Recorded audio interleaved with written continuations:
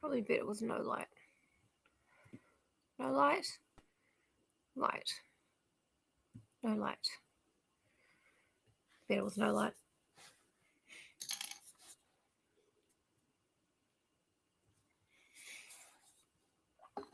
Hello. Hi. Can't find the light that usually goes on here. I can only find the small auxiliary light that shines right in my eyes, so we're not going to use that right now.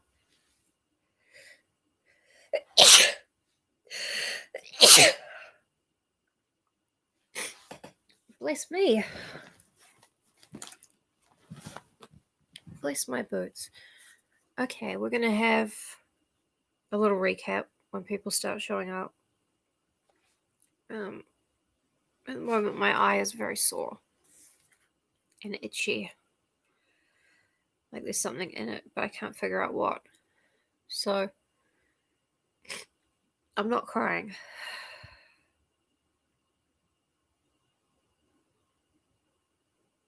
I'm not crying and I'm not practicing crying faces.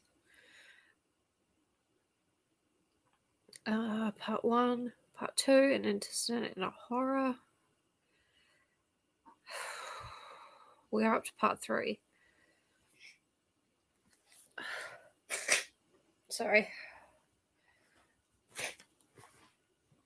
Try and move rubbish bags and things so they're not actually in frame. Just sort of pretending that I'm slightly good at this.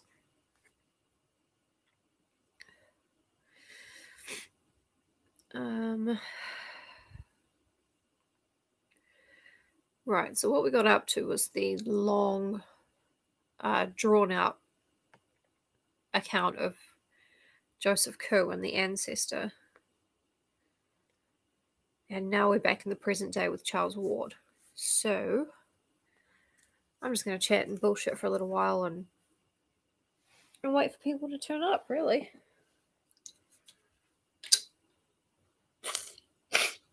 Sorry. It's the dust from looking for the light. So it should settle down in a minute. What else have I done today?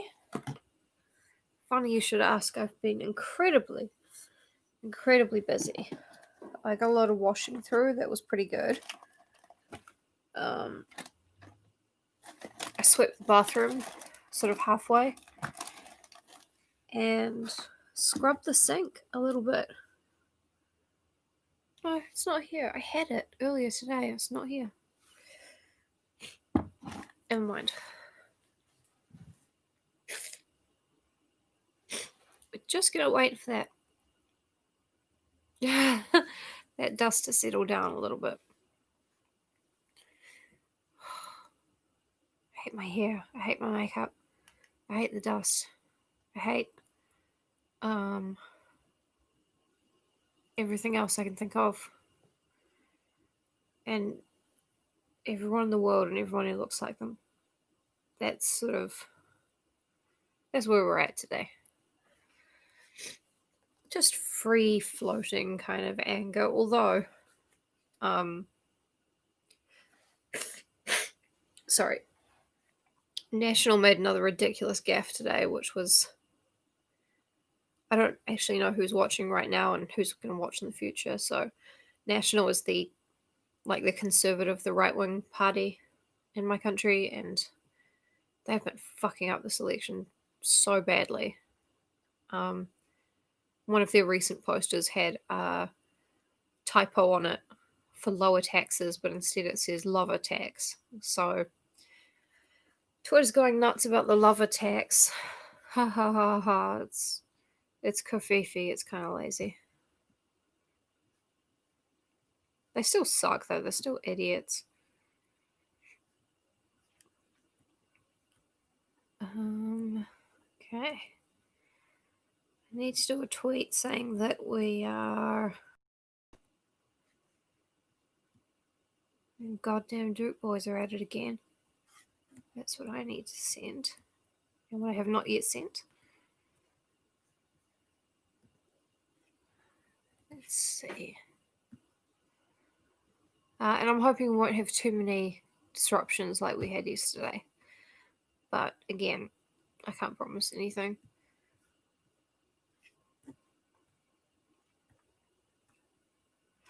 Oh, I didn't end up posting the link. That'll be why. Where go? LOL, forgot to post the link. Oops. Sorry. Just wait for the dust to settle a little bit.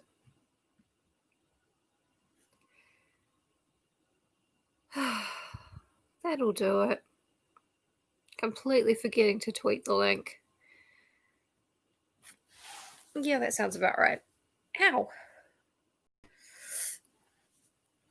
I don't know what's going on today. Everything's just sort of... It's just one of those days. As Frederick Durst so movingly commented. So, do we need to recap? Not really, right? There was a pretty good recap in the last video. What do I think about the drama of the day? The 19-year-old with the 90-year-old guy. Pretty bad. Don't like that. What do I think about lemurs? Still not a fan. They're not trending. It's just a thing that I wanted to get out there. It's like I understand the basic animal, right? Like I understand dog and bear and horse and fish. And then you kind of throw a lemur into the mix and it's like some kind of cat monkey that's also a demon. I don't get it. When I was 16, I found out about chinchillas and I was like, I am too old to learn about new animals. I should know the animals by now. Went to a pet shop and there was just this whole new animal looking at me. It's like, what the fuck is that? So, yeah. That's some other bullshit I was thinking about earlier.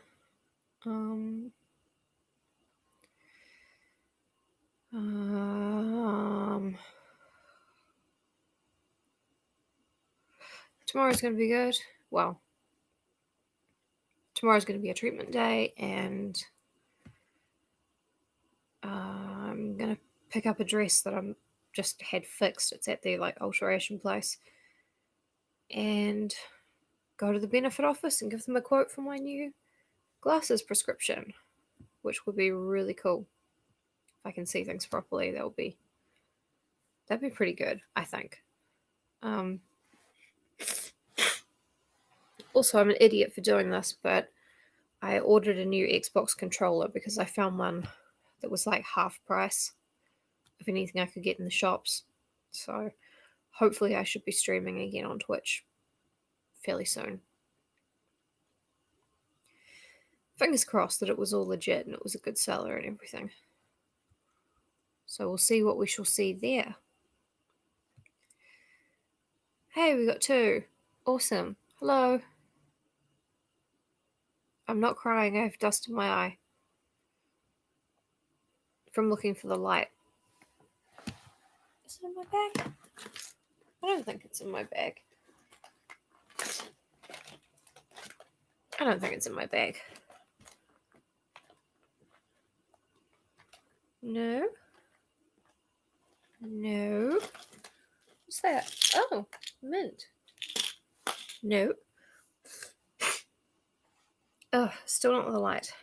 It's somewhere. I need to vacuum. It's getting out of hand. Oh, hello. Now we got 3 people. That's awesome. I'm very happy about that.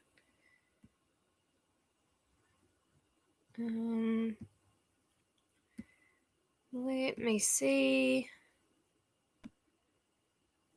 Yeah, we're still just kind of talking and waiting because I forgot to post the link for the first 5 minutes. Genius me. And I can't find the light. So Maybe I'm not supposed to be streaming today, but I don't know. Here I am. Here you are. What else are we doing? Tired.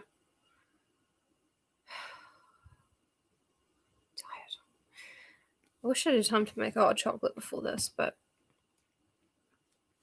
what I do have is New Zealand natural sparkling water with lime. It's my special drink.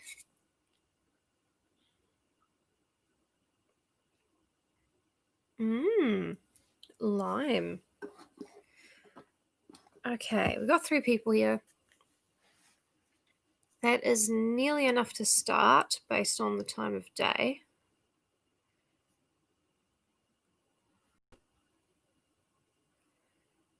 I think.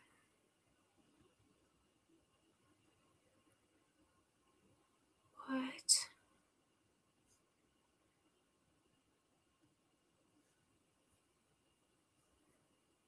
Sorry, I've got these like smaller windows open for some reason.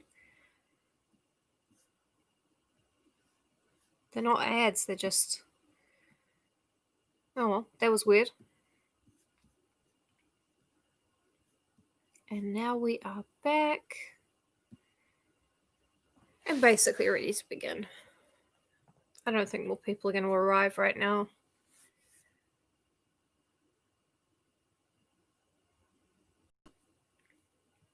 So, part 2 took us a really long time.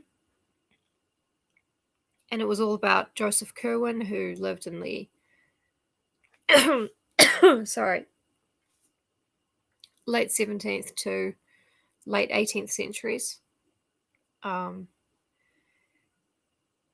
He was rumored to be a necromancer. A bunch of people raided his farm. He was killed, apparently. And now his descendant, Charles Dexter Ward, is trying to do some research about all this. Which, as we know, doesn't end well for Charlie. Because right at the beginning it was said that he went mad, was put in an asylum, and escaped. Gone without a trace, never seen again. So we've done part 2, which was kind of an exhaustive account of Curwen's life. And now we're up to part 3, a search and an evocation. Part 1. Charles Ward, as we have seen, first learned in 1918 of his descent from Joseph Curwen. That he at once took an intense interest in everything pertaining to the bygone mystery is not to be wondered at. For every vague rumour that he had heard of Curwen now became something vital to himself, in whom flowed Curwen's blood. No spirited and imaginative genealogist could have done otherwise than begin forthwith an avid and systematic collection of Curwen data.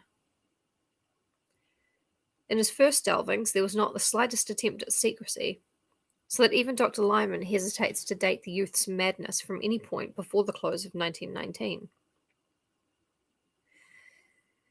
He talked freely with his family, though his mother was not particularly pleased to own an ancestor like Curwen, and with the officials of the various museums and libraries he visited.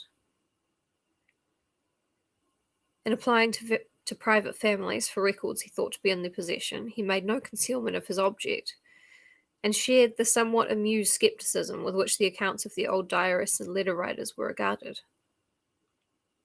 He often expressed a keen wonder as to what had really taken place a century and a half before at that Pawtuxet farmhouse, whose site he vainly tried to find, and what Joseph Curwen really had been. When he came across the Smith Diary and Archives and encountered the letter from Jedediah Orne, he decided to visit Salem and look up Curwen's early activities and connections there, which he did during the Easter vacation of 1919. And, lest we forget, Jedediah Orne is the guy writing letters to Curwen from Salem, and Curwen came to Providence, Rhode Island from Salem in 1692, the witchy years. At the Essex Institute, which was well known to him from former sojourns in the glamorous old town of crumbling Puritan gables and clustered gambrel roofs. He was very kindly received and unearthed there a considerable amount of Curwen data. He found that his ancestor was born in Salem Village, now Danvers, 7 miles from town on the 18th of February, Old Style, 1662 to 1663, and that he had run away to sea at the age of 15. And when they say Old Style in the calendar, they mean before we changed from the Julian to the Gregorian calendar, or the other way around. I can never remember. I think it's from the Julian to the Gregorian calendar. But yeah, I can never remember. So there are two ways to reckon dates before then, which is why he said he was born 1662 23. It didn't take him a whole year to get born. Just whether it was the 18th of February 63 or a different time near the end of 62 is what's going on there. And he had run away to sea at the age of 15, not appearing again for 9 years, when he returned with the speech, dress, and manners of a native Englishman and settled in Salem proper. At that time he had little to do with his family, but spent most of his hours with the curious books he had brought from Europe and the strange chemicals which came for him on ships from England, France, and Holland. Certain trips of his into the country were the objects of much local inquisitiveness, and were whisperingly associated with vague rumours of fires on the hills at night. Sorry. Curwen's only close friends had been one Edward Hutchinson of Salem Village and one Simon Orne of Salem. Simon and Jedediah Orne are the same person. He just faked his death and pretended he was his own son because he wasn't aging. With these men he was often seen in conference about the common, and visits among them were by no means infrequent. Hutchinson had a house well out toward the woods, and it was not altogether liked by sensitive people because of the sounds heard there at night. He was said to entertain strange visitors, and lights seen from his windows were not always of the same colour. The knowledge he displayed concerning long-dead persons and long-forgotten events was considered distinctly unwholesome, and he disappeared about the time the witchcraft panic began, never to be heard from again. At that time Joseph Curwen also departed, but his settlement in Providence was soon learned of.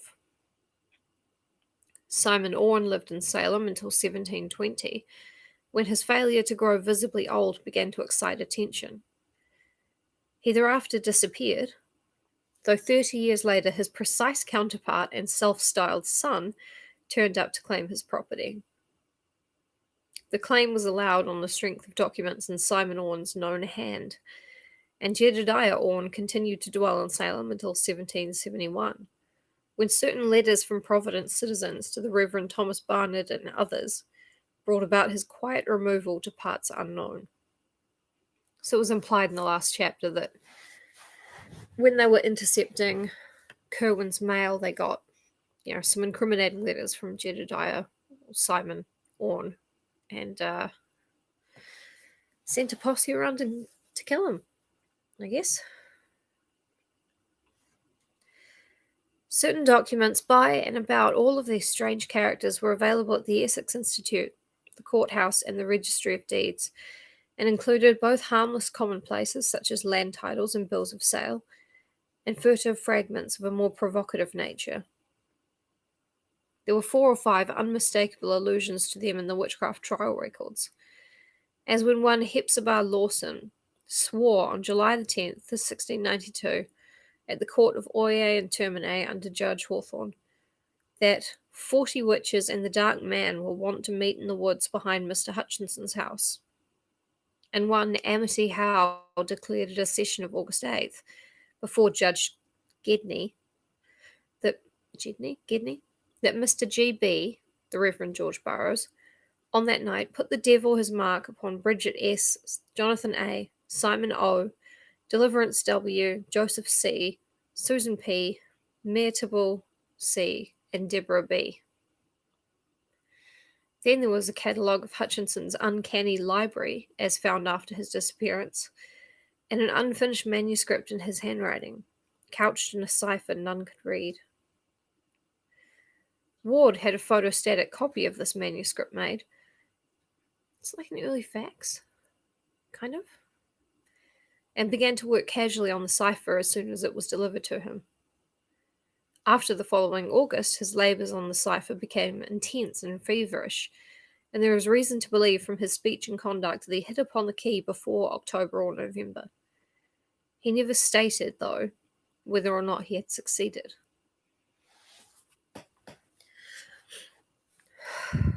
Sorry, I need my inhaler.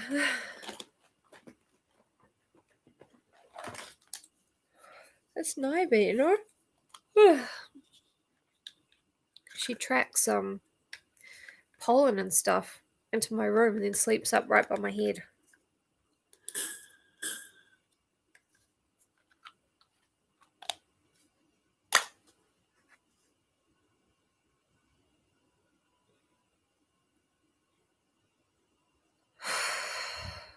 That's better. But of the greatest immediate interest was the Orne material.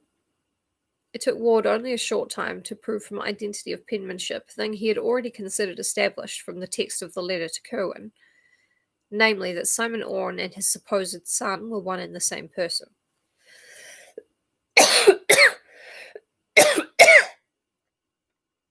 Goodness. As Orne had said to his correspondent, it was hardly safe to live too long in Salem. Hence he resorted to a 30-year sojourn abroad, and did not return to claim his lands except as a representative of a new generation. Orne had apparently been careful to destroy most of his correspondence, but the citizens who took action in 1771 found and preserved a few letters and papers which excited their wonder. There were cryptic formulae and diagrams in his and other hands, which Ward now either copied with care or had photographed, and one extremely mysterious letter in a chirography that the searcher recognized from items in the Registry of Deeds as positively Joseph Curwen's. Chirography, that's not a word you see much. The Curwen letter, though undated as to the year, was evidently not the one in answer to which Orne had written the confiscated missive, and from internal evidence Ward placed it not much later than 1750. It may not be amiss to give the text in full as an example of the style of one whose history was so dark and terrible. The recipient is addressed as Simon, but a line, whether drawn by Curwen or Orne, Ward could not tell, is run through the word. One thing I really like about Lovecraft is he can write in the right tone when he writes like little historical documents and stuff, which is not a very common gift, actually. Good writers actually struggle with it, and it makes all the difference.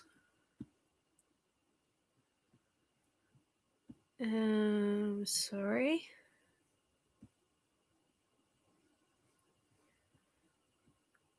Right.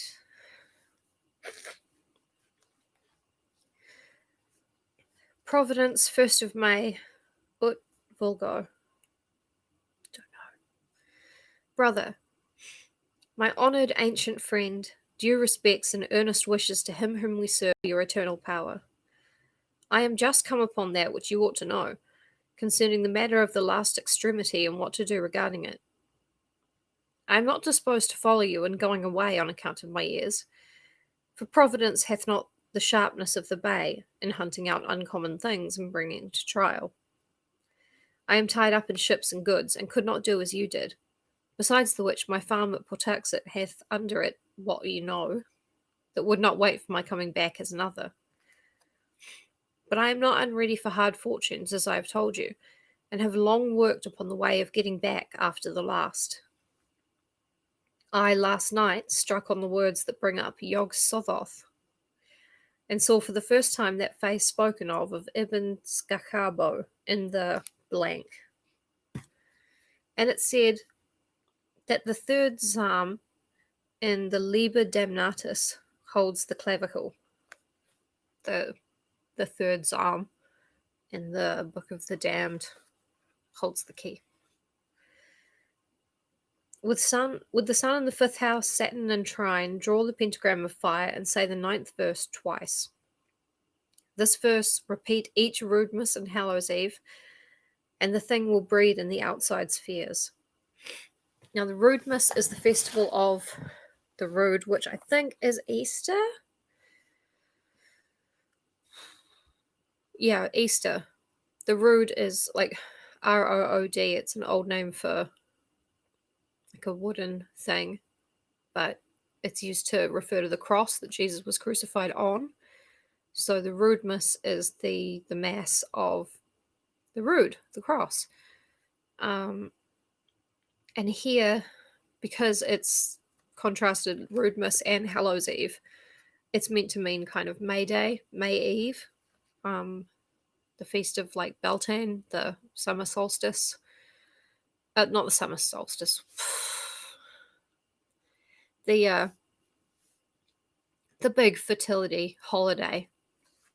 And All Hallows Eve being Samhain, the holiday of the dead that marks the 6 months of the year. It's a very occult sort of thingy. This verse repeat each Roodmas and Hallows Eve, and the thing will breed in the outside spheres. And of the seed of old shall one be born who shall look back, though knowing not what he seeks. So that's the verse. Yet will this avail nothing if there be no heir, and if the salts, or the way to make the salts, be not ready for his hand. And here I will own I have not taken needed steps, nor found much. The process is plaguy hard to come near, and it uses up such a store of specimens I am hard put to it to get enough, notwithstanding the sailors I have from the Indies. The people about are become curious, but I can stand them off. The gentry are worse than the populace, being more circumstantial on their accounts and more believed in what they tell. That parson and Mr. Merritt have talked some, I am fearful, but no thing so far is dangerous. The chemical substances are easy of getting, there being two good chemists in town, Dr. Bowen and Sam Carew. I am following out what Borella saith, and have help in Abdul al-Hazred, his 7th book. The Necronomicon again. Whatever I get, you shall have. And in the meanwhile, do not neglect to make use of the words I have here given. I have them right, but if you desire to see him, all caps, employ the writings on the piece of blank that I am putting in this packet. Say the verses every Roodmas and Hallows Eve, and if your line run not out, one shall be in years to come that shall look back and use what salts or stuff for salts you shall leave him. Job 14:14. What is Job 14:14? Let me look that up real quick. Oh.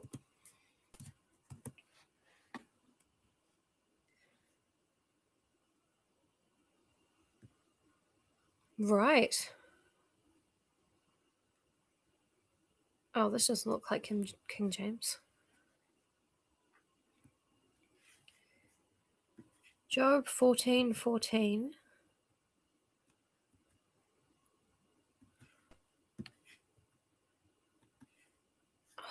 Yes, fine, I accept the cookies. I just want to see the King James Version. If a man die, shall he live again? All the days of my appointed time will I wait till my change comes. If a man die, will he live again? Good question. I rejoice that you are again at Salem, and I hope I may see you not long hence. I have a good stallion, and am thinking of getting a coach, there being one, Mr. Merritt's, in Providence already, though the roads are bad. If you are disposed to travel, do not pass me by. From Boston, take the post road through Denham, Wrentham, and Attleborough, good taverns being at all these towns. Stop at Mr. Bolcombe's in Wrentham, where the beds are finer than Mr. Hatch's, but eat at the other house, for their cook is better. turn into Prow by Pawtuxet Falls, and the road past Mr. Sales's tavern. My house opposite Mr. Epinetus Olney's tavern off the town street, first on the north side of Olney's Court. Distance from Boston Stone, about 154 miles. Roman numerals, they fucked me up. Sir, I am your old and true friend and servant in Almuzan Metatron, Josephus C. To Mr. Simon Orne, Williams Lane in Salem. So that's quite a mixture of things. Here are some arcane secrets, the Necronomicon. Here are some disturbing words about death and the possibility of overcoming it. And also, come and visit me. This is where my house is. Here are the inns to stay at along the way. This one, the food is not good. Either the other one. It's just very... I really like this sort of juxtaposition of that. This letter, oddly enough, was what first gave Ward the exact location of Curwen's Providence home, for none of the records accounted up to that time had been at all specific. The discovery was doubly striking because it indicated as the newer Curwen house built in 1761 on the site of the old, a dilapidated building still standing in Olney Court and well known to Ward in his antiquarian rambles over Stampers Hill. Hey, hello Elmira Morton. The place was indeed only a few squares from his own home on the great hill's higher ground, and was now the abode of a African-American family, much esteemed for occasional washing, house cleaning, and furnace tending services. To find in distant Salem such sudden proof of the significance of this familiar rookery in his own family history was a highly impressive thing to Ward, and he resolved to explore the place immediately upon his return. The more mystical phases of the letter, I think it's a typo for phrases, which he took to be some extravagant kind of symbolism, frankly baffled him.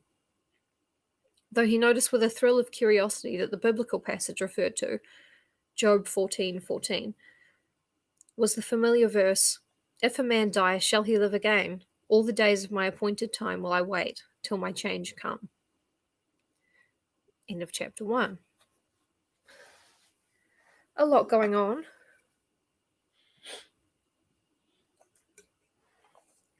Not just with me sniffling and coughing. Is my lipstick wearing off? I just put it on. It's not very good. It's CoverGirl, and the color is called Gel Liveread because it's a gel lipstick.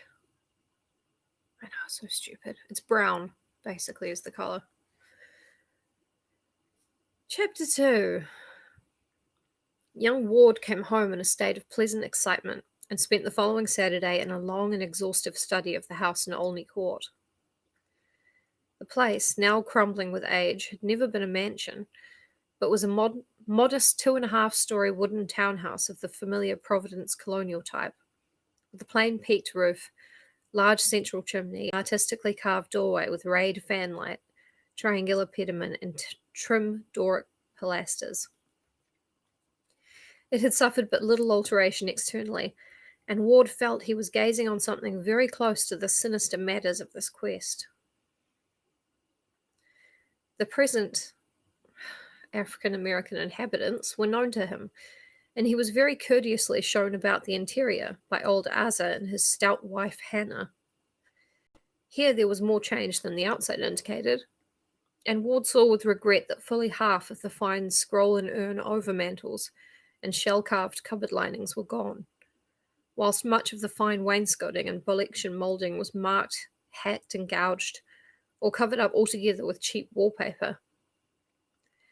In general, the survey did not yield as much as Ward had somehow expected, but it was at least exciting to stand within the ancestral walls which had housed such a man of horror as Joseph Curwen. He saw with a thrill that a monogram had been very carefully effaced from the ancient brass knocker.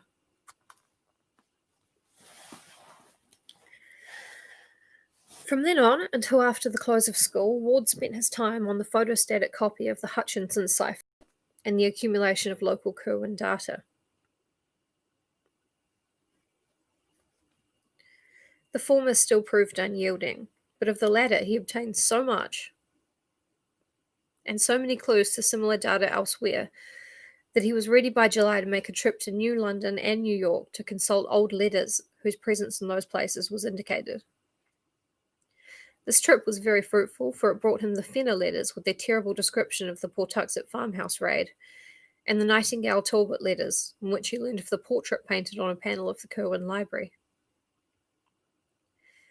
This matter of the portrait interested him particularly, since he would have given much to know just what Joseph Kirwan looked like, and he decided to make a second search of the house in Olney Court to see if there might not be some trace of the ancient features beneath peeling coats of later paint or layers of mouldy wallpaper. Early in August, that search took place, and Ward went carefully over the walls of every room sizable enough to have been by any possibility the library of the evil builder. The evil builder. That's something. He paid especial attention to the large panels of such overmantels as still remained, and was keenly excited after about an hour, when on a broad area above the fireplace in a spacious ground floor room, he became certain that the surface brought out by the peeling of several coats of paint was sensibly darker than any ordinary interior paint, or the wood beneath it was likely to have been. A few more careful tests with a thin knife, and he knew that he had come upon an oil portrait of great extent. With truly scholarly restraint, the youth did not risk the damage which an immediate attempt to uncover the hidden picture with the knife might have done, but just retired from the scene of his discovery to enlist expert help. In 3 days, he returned with an artist of long experience, Mr. Walter C. Dwight, whose studio was near the foot of College Hill, and that accomplished restorer of painting set to work at once with proper methods and chemical substances. Old Asa and his wife were duly excited over their strange visitors, and were properly reimbursed for this invasion of their domestic hearth. I should bloody well hope so. Okay, kombucha's been tasting like vinegar to me today, but let's get a sip of vinegar.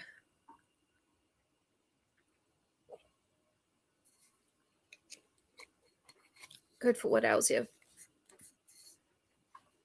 If what ails you is lack of vinegar. Wait, did I freeze? No, I'm back. No, I never went anywhere. What a roller coaster. As day by day the work of restoration progressed, Charles Ward looked on with growing interest at the lines and shades gradually unveiled after their long oblivion. Dwight had begun at the bottom. Hence, since the picture was the 3/4 length one, the face did not come out for some time.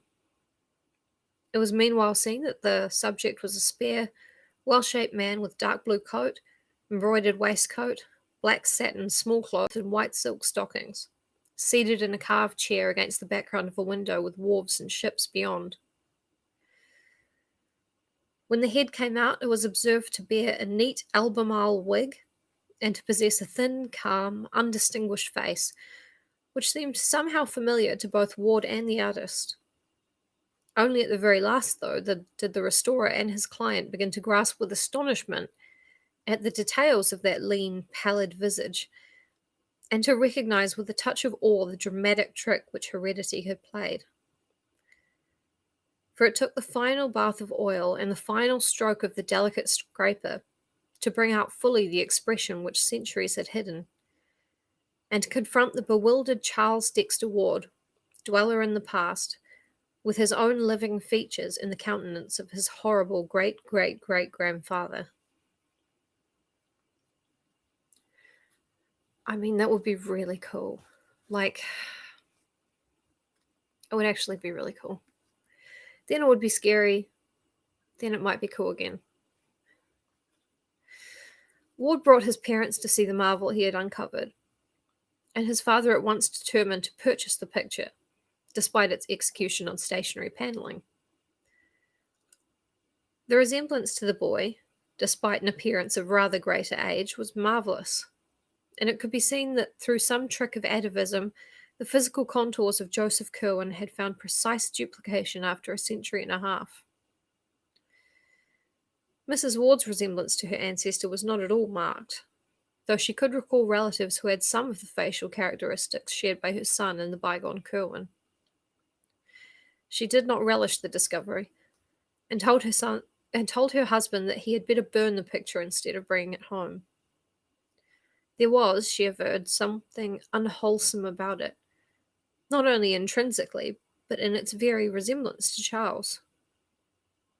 Mr. Ward, however, was a practical man of power and affairs, a cotton manufacturer with extensive mills at River Point in the Patuxent Valley, and not one to listen to feminine scruples. The picture impressed him mightily with its likeness to his son, and he believed the boy deserved it as a present. In this opinion, it is needless to say, Charles most heartily concurred, and a few days later Mr. Ward located the owner of the house, a small rodent-featured person with a guttural accent, and obtained the whole mantle and overmantle bearing the picture at a curtly fixed price, which cut short the impending torrent of unctuous haggling. God, he just loves ragging on foreigners. I'm just going to finish the chapter and then we'll be done for the day, because my voice is not enjoying this a lot. I am, but my voice is sore.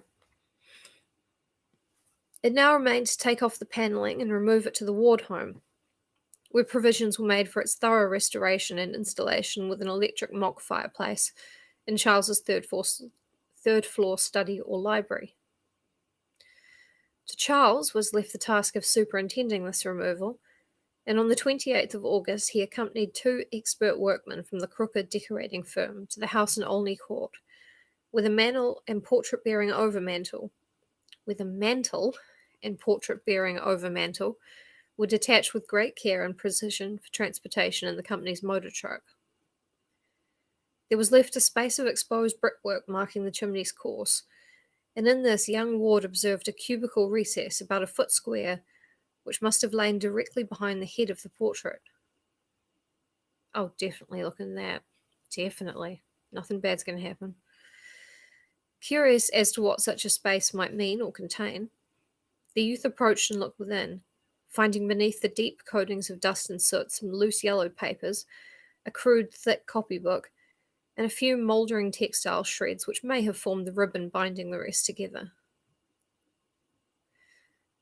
Blowing away the bulk of the dirt and the cinders, he took up the book and looked at the bold inscription on its cover. It was in a hand which he had learned to recognize at the Essex Institute, and proclaimed the volume as the Journal and Notes of Joseph Curwen, Gentleman of Providence Plantations, late of Salem. Excited beyond measure at his discovery, Ward showed the book to the 2 curious workmen beside him. Their testimony is absolute as to the nature and genuineness of the finding, and Dr. Willett relies on them to help establish his theory that the youth was not mad when he began his major eccentricities. All the other papers were likewise in Curwen's handwriting, and one of them seemed especially portentous because of its inscription, To him who shall come after, and how he may get beyond time and the spheres. Another was in a cipher, the same Ward hoped as the Hutchinson cipher which had hitherto baffled him.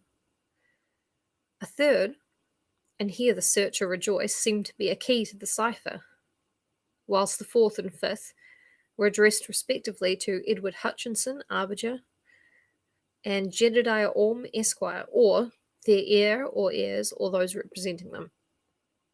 The 6th and last was inscribed, Joseph Curwen, his life and travels between the years 1678 and 1687, of whither he voyaged, where he stayed, whom he saw, and what he learnt. End of chapter 2.